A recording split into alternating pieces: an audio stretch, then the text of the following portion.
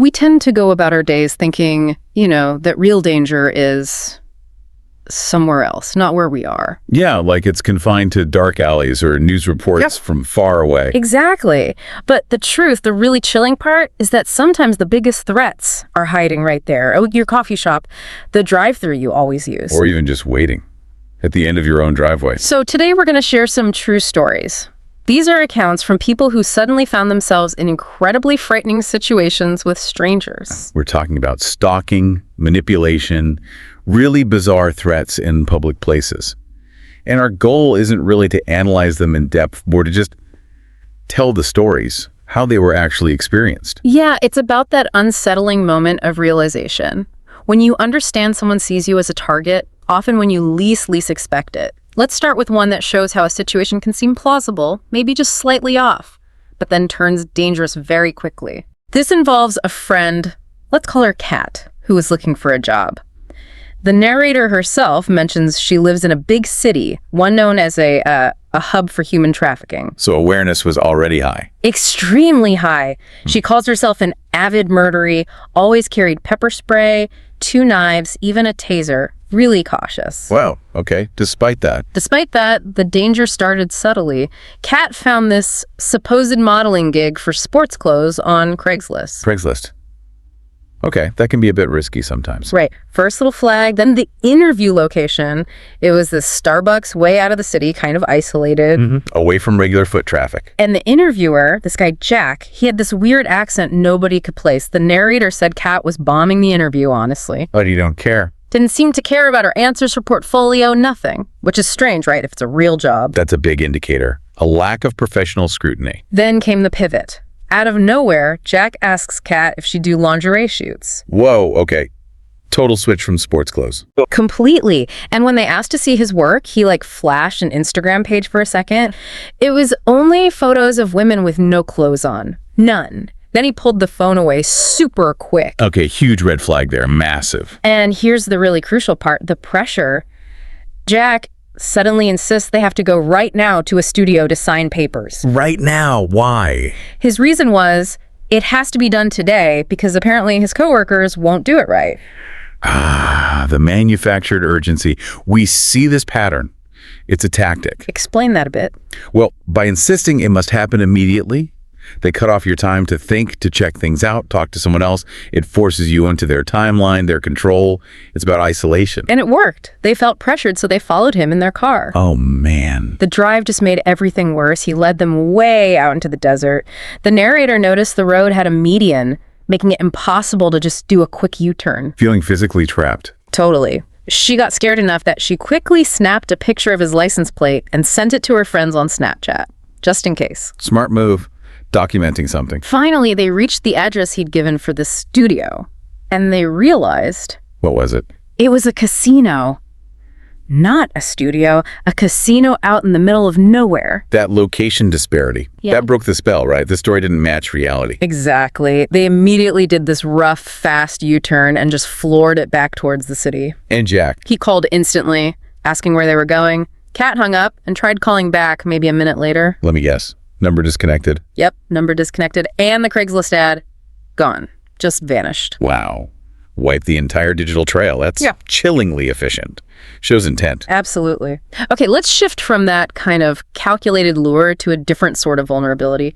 The kind you find in everyday service jobs. Right. Places where you interact with strangers constantly. This involves a 16-year-old girl working the drive-thru at McDonald's. It started simply enough. A customer, just a voice initially, kind of grunty and husky. He says she had a beautiful voice. Okay, a compliment? Could be harmless, could be not. But it escalated right away. The man she described him later, maybe 60s, had a lazy eye, really awful teeth. He asked if he could drive around to the first window. Why? His reason, just so I can see who I'm talking to. Testing boundaries immediately, moving from auditory to visual. Exactly. Then he started with the personal questions. How old are you? Where are you from? Standard creepy stuff. Getting invasive. And then the direct threat, or at least a really unsettling proposition. He asked, what time do you finish work? Oh, no. She lied, said 7 Point Sari. He immediately replied, oh, I can meet you if you want. I can pick you up outside. Said it with this big, creepy grin. Okay, that crosses a major line. That's not just interest, that's stating intent. And here's the key part, what makes it really terrifying. He followed through. He actually showed up. Yep. 7:30 comes around, and there he is, sitting in his car in the parking lot, just staring at the window where she worked. Oh my God.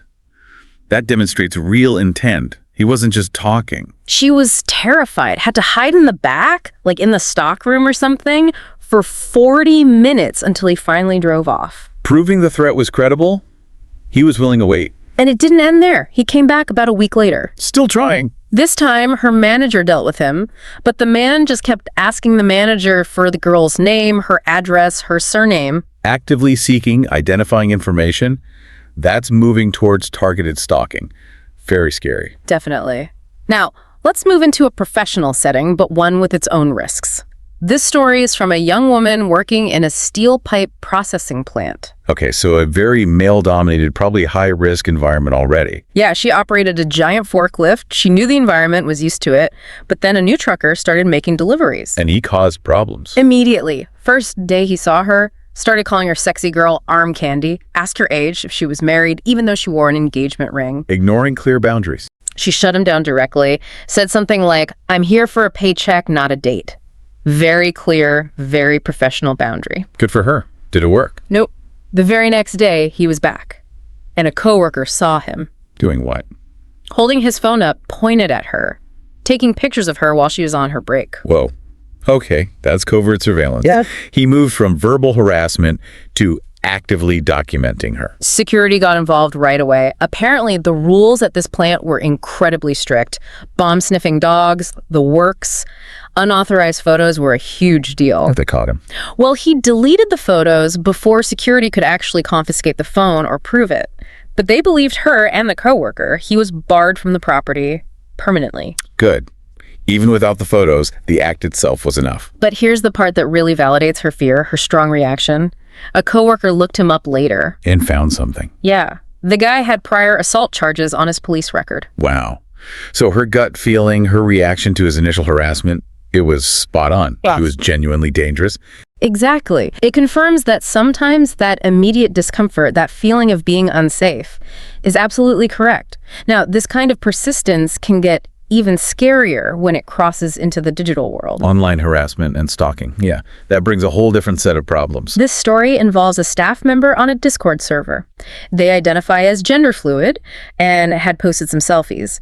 A user named Terrence started complimenting them. Okay, starts innocently enough online sometimes. But it escalated fast. He started messaging them constantly, like 6 a.m. to 10 p.m. daily. That's obsessive. And it got weirder. He was saving their private selfies, editing them, asking for their personal social media, the ones not linked to their public Discord profile. That's digital grooming behavior. Building intense contact, pushing boundaries, trying to collect personal information. When they finally confronted him, told him to stop, he did the classic manipulator thing. Apologized, then flipped it.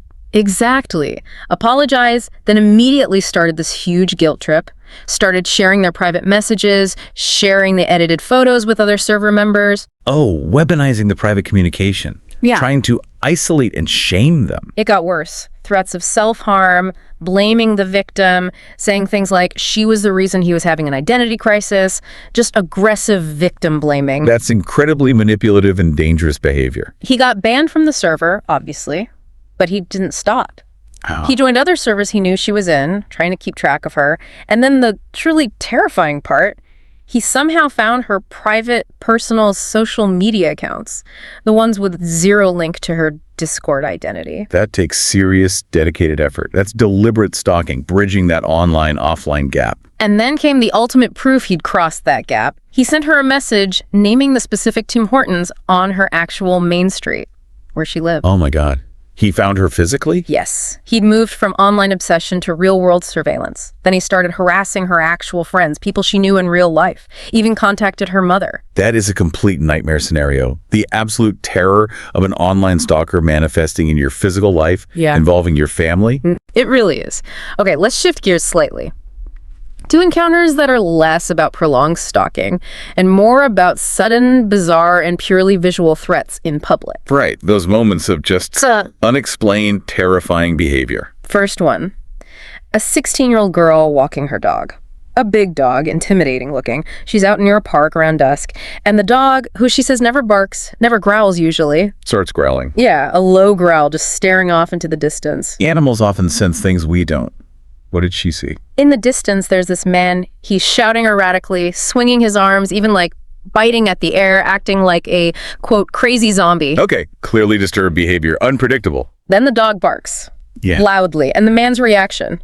It was instant and unnatural. How so? His head snapped towards them, super fast, but his body stayed facing the other way, just the head turn. That's creepy, really unsettling visual. Then he starts walking towards them, but it's wrong. His upper body is stiff, but his feet are just sort of dragging hastily on the ground. Look, he wasn't controlling his movements properly. Yeah. And she noticed his eyes, wide open, unblinking, and his mouth was wide open too, showing these awful, rotted brown teeth. Pure nightmare fuel.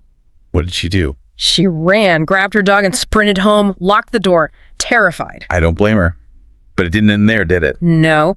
Later that same night, safe inside, she hears shouting outside her window. The same shouting? The exact same distinct shouting. She looked out, and there he was, in the middle of her street, dragging his feet just like before. He followed her home. Oh my God. That confirmation is horrifying.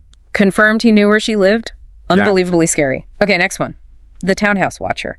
Okay. This woman lived alone, just her cats and a dog, near a train station, so she was used to some minor weirdness, maybe petty theft, stuff like that. Right. A bit more aware of her surroundings, perhaps. So it's late, around 11 p.m. She takes her dog out quickly, and she sees a man walking diagonally across the street. He seemed to appear out of nowhere near this house that was being renovated, totally empty. Okay, just someone walking late at night.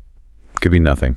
Could be. He turns the corner at the end of the street, but then just his head sort of pops back around the corner like he's checking. Checking if she saw him. Or she was still there. Exactly. That made her uneasy, so she quickly went inside, locked the door, and went upstairs to watch from the window. Smart. Keeping an eye out. And then she sees him again. He walks back and stops right at the top of her driveway. Just standing there. Standing there in what she called this really unnatural stance. Like Jason Voorhees, she said. Arms kind of out, legs apart, just staring towards her house. That's overtly menacing. That's not just passing by. That's a display. And then the absolute worst timing. Her cat jumps up on the windowsill, nudges the blind open a bit more. So we can see her. He looked right up, saw her standing there in the window. And instead of leaving or being deterred, He kept coming. he started walking down her driveway towards her front door. Oh, God. What did she do? She grabbed her phone, called her dad, whispering frantically what was happening because she was too scared to even speak loudly. Just pure terror. That feeling of imminent invasion. Horrible. Did he get to the door? The outline doesn't say. Let's assume the dad arriving or the call scared him off eventually. But the act itself is terrifying. Absolutely. Okay, one more public space one. The grocery store creeper. Grocery store. Seems so safe, usually. Right. But this was 9 p.m. The store was almost empty. Local place. She's just grabbing a few things. Only other customer she sees is this older guy. Okay. He's dressed in camouflage, like hunting gear. And he's carrying an empty shopping basket, which is a little odd, maybe? Empty basket. Yeah. Maybe just getting one thing. Yeah. Or maybe not planning on buying anything. She starts noticing a pattern. Every aisle she goes down, somehow he ends up there too. Following her. It seemed like it. Whenever she looked towards him, he'd quickly snap his head away, pretending not to look. But she could feel him staring when her back was turned. That hyper-awareness you get. The feeling of being watched. Totally. Then the climax. She rounds the final corner, heading towards the checkout, and he's there, standing dead center in the middle of the aisle, facing her, completely still, frozen like a statue. Keep waiting for her. And he has this huge, terrifying grin on his face, just wide, unnatural, staring right at her. Oh, that's awful. Pure intimidation. She just bolted, ran straight for the cash registers. There were a couple of employees there. Safety in numbers, hopefully. She's trying to pay, shaking, and suddenly, behind her, they hear it. Loud, running footsteps. He's coming after her. Followed by the scream. She described it as the weirdest, most guttural type scream. Almost like a howl. What happened there? He stopped abruptly.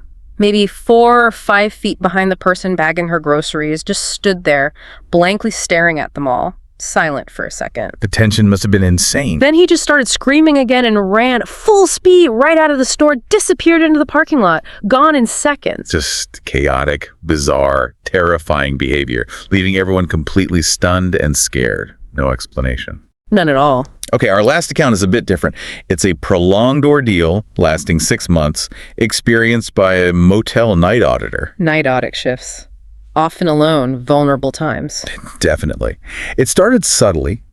Just a vague glimpse one night out of the corner of her eye, a white-haired man moving quickly past a window or doorway, just out of sight. Could be anything, right?